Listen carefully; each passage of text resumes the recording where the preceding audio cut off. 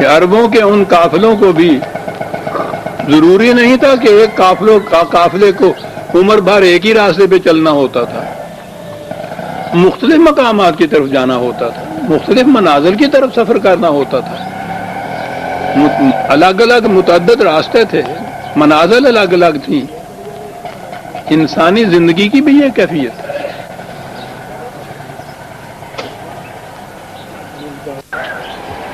زندگی کے تقاضے ایک فرد کی زندگی میں بھی مختلف عمر میں اس کے تقاضے بدلتے رہتے ہیں، حتیٰ کہ میں نے شاید کسی درس میں یہ بھی کہا تھا کہ یہ تو بچے کے پیدا ہونے کے ساتھ اس کے رزق کے چشموں سے جو دودھ اس کو ملتا ہے وہ شروع میں اس میں غذائیت بہت کم ہوتی ہے، پانی زیادہ ہوتا ہے، کیونکہ اس کا معدہ زیادہ غذائیت بالخصوص جو فیٹ اس میں ہوتی ہے اسے ہضم نہیں کر سکتا، پانی زیادہ اس میں ہوتا ہے۔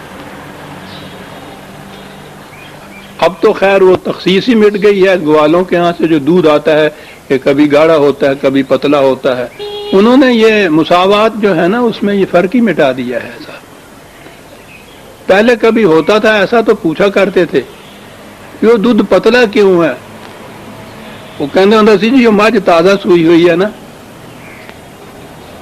یہ ٹھیک بات تھی۔ اور وہاں تک نہ بھی جائیں تو گھروں کے اندر جو مائیں بچوں کو دودھ دیتی تھی ان کی کیفیت، اور یہ ہے اس کی ربوبیت کہ جوں جوں بچے کی عمر بڑھتی چلی جاتی تھی از خود وہ دودھ گاڑھا ہوتا چلا جاتا تھا۔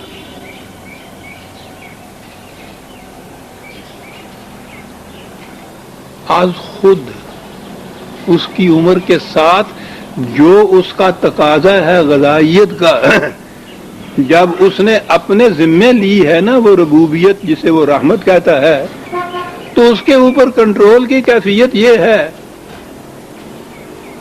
کہ جوں جوں اس کی عمر زیادہ ہوتی ہے اس کی پرورش میں غذائیت کا تقاضا مختلف ہوتا چلا جاتا ہے، جو غذا دی جاتی ہے اسے خدا کی طرف سے اس میں اسی نسبت سے خود بخود تبدیلی ہوتی چلی جاتی ہے۔ ਇਹਨੂੰ ਖਾਂਗੜ ਮੈਂ ਹੀ ਕਹਿੰਦੇ ਹੁੰਦੇ ਸਨ ਸਾਡੇ, ਹੁਣ ਕਿਤੇ ਮਈਆਂ ਹੀ ਨਹੀਂ, ਅਗਲੇ ਪੁੱਛਨੇ ਪਤਾ ਹੀ ਇਹਨਾਂ ਨੂੰ ਲੱਗਣਾ ਵੀ ਮੈਂ ਕੀ ਹੁੰਦੀ ਹੈਗੀ ਤੇ ਖਾਂਗੜ ਦਾ ਕਿਵੇਂ ਪਤਾ ਲੱਗੂ ਇਹਨਾਂ ਨੂੰ। یہ نظام ہے اس کی ربوبیت کا۔ ایک فرد، یہ تو ابھی بچے کی زندگی ہے، آگے بڑھتے چلے جائیے، فرد کی پوری زندگی میں آپ غور کیجئے کہ آپ کی ضروریات کے تقاضے کتنے مختلف ہوتے چلے گئے۔ آپ کی زندگی کتنی مختلف گزرگاہوں سے گزری۔ کہا کہ جب خدا نے اپنے ذمے یہ چیز لی ہے تو یہ نہیں کہ اس نے ایک ہی دفعہ ایک ہی ماپ کی کوئی ایک چیز دے دی اور کہا کہ ہاں صاحب ساری عمر اسی پہ گزر کرو۔ کہا نہیں، یہ بات نہیں۔ وہ اگر شدید القوا ہے، قوتیں ہیں اس کے پاس، کنٹرول ہے اس کا، اس کے ساتھ ہی وہ ذو مرتن ہے، زندگی کی مختلف گزرگاہوں کا مالک ہے۔ میں نے عرض کیا تھا عزیزان ایمان، ایک ایک لفظ معنویت کی ایک دنیا اس کے اندر پوشیدہ ہے۔ خالی قوت والا جو ہے وہ ایک ہی چیز جانتا ہے، لٹ، شمشیر، بندوق، اور ایک ہی طریقہ جانتا ہے، یا مان لو یا چلی۔ لیکن جس نے ربوبیت کے تقاضے پورے کرنے ہوتے ہیں اس کے لیے ضروری ہے کہ وہ ہر دور کے تقاضوں سے واقف ہو اور اس کو کنٹرول حاصل ہو اس کے متعلق ربوبیت کا۔ شدید القوا، علمہ سے تعلیم، شدید القوا سے قوت، ذو مرتن سے یہ کہ زندگی کی تمام گزرگاہوں کا مالک بھی، جاننے والا بھی۔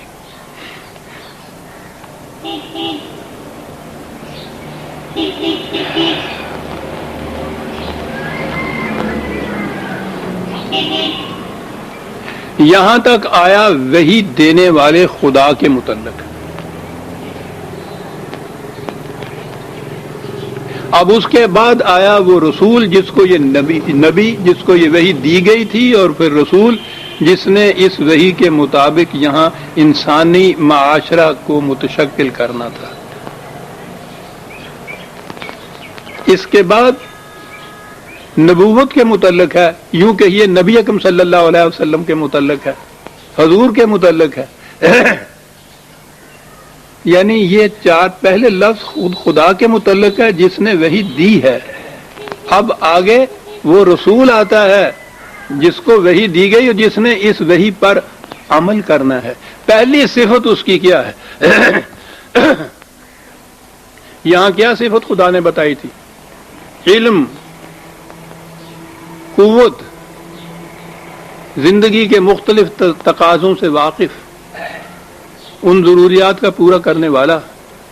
قوت بھی ہے، علم بھی ہے، اور اس کے بعد یہ نظم و نسق بھی ہے اس کے ذمے.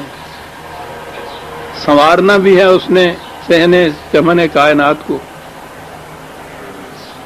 تو اس ہستی کے اندر کس قسم کی خود صفات ہونی چاہیے؟ قوت بھی ہونی چاہیے، علم بھی ہونا چاہیے، ربوبیت بھی ہونی چاہیے، رحمت بھی ہونی چاہیے، زندگی کے مختلف تقاضوں سے واقف بھی ہونا چاہیے. دو ہی چیزیں اگر آپ لے لیں کہ قوت بھی ہونی چاہیے، ربوبیت بھی ہونی چاہیے، اگر ایک ہی چیز اس کے اندر ہو تو اس فریضے کو سر انجام ہی نہیں دے سکتا. فریضہ یہ چاہتا ہے کہ اس کے اندر علم بھی ہو، قوت بھی ہو، ربوبیت بھی ہو، رحمت بھی ہو. ایک ہی ذات کے اندر یہ متصاد کیفیات اگر ہوں اور ان متضاد کیفیات یا خصوصیات یا صفات میں توازن اگر نہ ہو، وہ فساد برپا کر دے گا. اگر قوت بڑھ گئی چنگیز خاں ہو جائے گا، قوت نہ رہی، کم ہو گئی، صرف علمی رہا اس کے اندر، تو وہ مولوی صاحب تو بن جائے گا.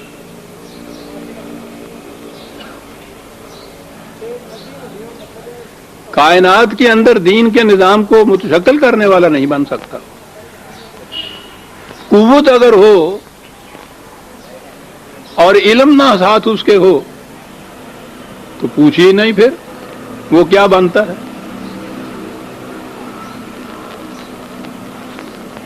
اگر اس کا نسب العین رحمت نہ ہو، قوت ہی ہو، ہڈیاں توڑ دے رکھ دیتا ہے. تو ضرورت ہے کہ اس کے اندر یہ ساری خصوصیات ہوں اور ان کے اندر پرپورشن صحیح ہو. یہ آج کے سائیکالوجسٹ سے پوچھے کہ وہ پرپورشن پہ کتنا زور دیتا ہے. یہ جتنے نفسیاتی امراض جنہیں ہم کہتے ہیں، پھر بات میں سے بات نکلے گی. ہمارے ہاں تو اس 20ویں صدی میں جا کے یا زیادہ سے زیادہ 19ویں صدی میں ابتدا ہوئی. یہ جو سائیکالوجسٹ ہے، یہ سائیکالوجی کا علم ہی ابھی حال کی ہی ان کے ہاں کی انکشاف کہیے یا وضع کردہ کہیے کہ نفس انسانی کے اندر کوئی چیز ہے. اور پھر انہوں نے یہ کہا کہ اس کے اندر امراض ہوتے ہیں، نفسیاتی امراض. ان کا علاج نفسیاتی سائیکولوجیکل یا سائیکیٹرسٹ جو ہیں وہ کرتے ہیں اس دور میں. اور ان کو بڑا فخر ہے اور ہونا چاہیے انسان کو. بڑی چیز ہے عزیزان مان. میں تو یہ دیکھ رہا ہوں کہ اس کے بعد دور ہی اس کا آنے والا ہے.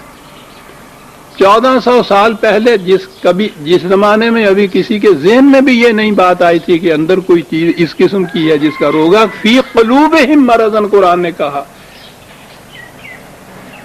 ان کے دلوں کے اندر روگ ہے، اور اس کے لیے قرآن ہے شفاء لما فی الصدور، دل کے روگوں کا علاج کرنے والا. اللہ اکبر. اس دور میں کوئی یہ اصطلاح بھی نہیں سمجھ سکتا تھا کہ یہ بات کیا کہہ گیا ہے، یہ دل کے روگ کیا. وہ دل اور لفظ ہمارے یہاں قلوب یا دل ہی تھا، ہارٹ ہی ہو سکتا تھا. حالانکہ اب تو آپ جانتے ہیں ہارٹ کچھ اور چیز ہوتی ہے. سائیکے جو انہوں نے ایک ٹرم اپنے یہاں وضع کی ہے یہ اس سے بالکل مختلف ہے. دل کے روپ وہ ہوتا کیا ہے؟ یا تو وہ تو خیر لمبی بات ہے کہ تحت شعور کے اندر کوئی چبن ہوتی ہے، خون گشتہ آرزوئیں، پامال تمنائیں، ناکردہ گناہ کی سزائیں بات اور چلی جائے گی۔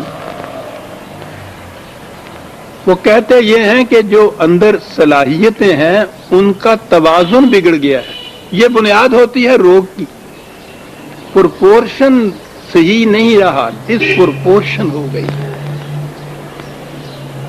ان کا توازن برقرار کرنا یہ ہے علاج اس کا۔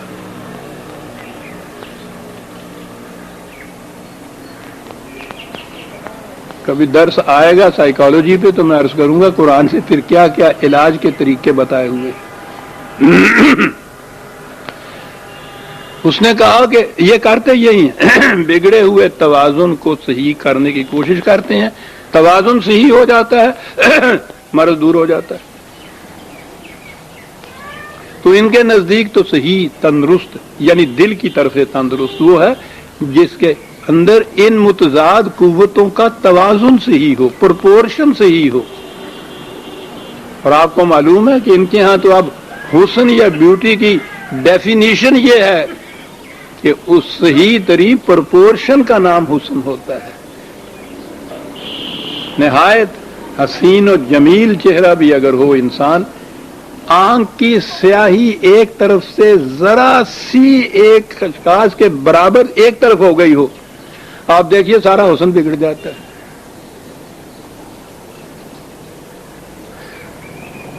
ذرا ڈسپرپورشن، پرفیکٹ پرپورشن اگر کہیں ہے تو وہ شخصیت ہے جو اس معیار پہ پوری اترتی ہے۔ علم اور قوت ذو مرتن کے بعد حضور کے متعلق فرمایا فاستوا، بیلنسڈ پرسنالٹی والی شخصیت ہے یہ۔ دنیا حیران ہے کہ حضور نے یہ انقلاب کیسے برپا کر دیا۔ فاستوا، استوا کہتے اس کو ہیں۔ پھر میں عرض کروں کہ یہ لوگ سمجھیں گے جس کا پرپورشن بگڑتا ہے نا وہ اپنی جگہ کھڑا نہیں رہ سکتا۔ ایک کرسی کے 4 پاؤں میں سے ایک پاؤں ذرا یہ ایک ٹانگ اس کی کہہ دیجئے اس کو چھوٹا کر دیجئے باقی 3 کے مقابلے میں، دیکھیے وہ کرسی ٹھہر ہی نہیں سکتی۔ کوئی چیز بھی آپ دیکھیے گا جو توازن کے سہارے کھڑی ہے اس کے توازن میں ذرا سا فرق پیدا کر دیجئے وہ کھڑے نہیں رہ سکتا۔ عجیب بات تھی ان عربوں کی، یہ استوا کا لفظ جو تھا وہ تھا وہ جو صحیح طور پر کھڑا ہی نہ رہ سکے، جس کا توازن اس طرح سے بگڑ جائے۔ اور استوا والا وہ تھا کہ جس میں یہ توازن، یہ پرپورشن جو ہے مختلف صلاحیتوں کا، قوتوں کا، صفات کا، وہ پرپورشن اس کی پرفیکشن تک پہنچی ہوئی ہو، اس کے لیے یہ لفظ آتا تھا فاستوا۔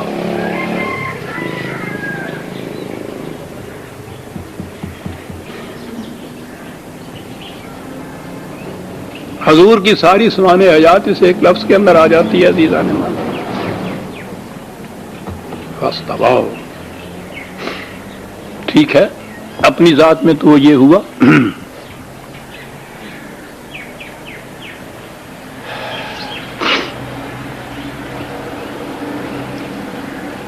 کیا بات ہے جو آگے بات آ رہی ہے عزیزان من، وقت بھاگتا جا رہا ہے۔ اپنی ذات میں استوا بھی ہو، توازن بھی ہو، پرپورشن بھی ہو، حسن بھی ہو، ان خوبیوں کا مالک بھی ہو، اور وہ کہیں الگ تھک خلوت گاہوں کے اندر بیٹھا ہوا ہو، آسمان کی بلندیوں پہ ایک طرف کہیں ہو، ہمیں کیا فائدہ اس کا؟